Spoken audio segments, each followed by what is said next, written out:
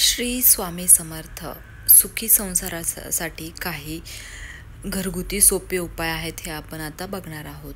पहिला, मुख्य दरवाजा जेवढा सुशोभित करता येईल तेवढा करावा. मुख्य दरवाजावर कोणत्याही देवी देवतांचे फोटो लावू नयेत, फक्त शुभचिन्ह लावावेत. उंबरा हा लाकडाचा असावा, नाहीतर मार्बलचा चालेल. मधोमध लक्ष्मीची पावले लावून तिचे दररोज आतून पूजा करावी.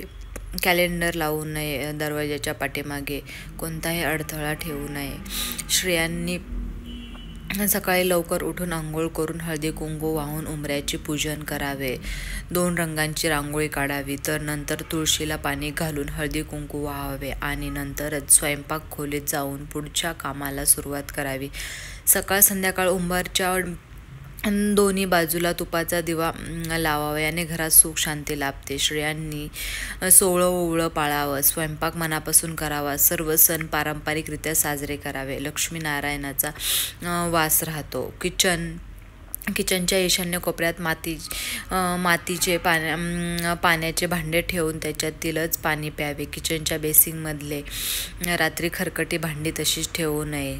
पुरुषांनीच आंघोळ करून घरातील मंदिरातील देवदेवतांची पूजा करावी. मंदिरात कुलदेवतेची घंटा, गणेश मूर्ती, शंकराची पिंड, लंगडा, बाळकृष्ण, शंख, आराध्य दैवत असे देवी देवतांचे 2 फोटो किंवा मूर्त्या असू नये. मंदिरात नेहमी तुपाचा व तिळाचा दिवा लावावा. हप्त्यात एकदा तरी संपूर्ण घरात धूप फिरवावे. देवी देवतांची कृपादृष्टी राहते. घरामध्ये देवघर सोडून इतरत्र देवांचे फोटो किंवा मूर्त्या ठेवू नये. देवघर नेहमी पूर्व, ईशान्य, उत्तर दिशेतच असावे.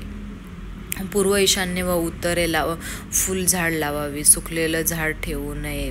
पूर्व, उत्तर, ईशान्येला तुळस लावून तिची दररोज पूजा करावी. घड्याळ व कॅलेंडर हे पूर्व, ईशान्य किंवा उत्तर दिशेलाच लावायचंय. बाहेरून आल्या लगेच चपला घरात घेऊ नयेत. फ्रेश होऊन देवाला नमस्कार करूनच चपला आत घ्यावेत. घरात कोणाबद्दलही वाईट बोलू नये. नवरा बायकोंनी भांडू नये.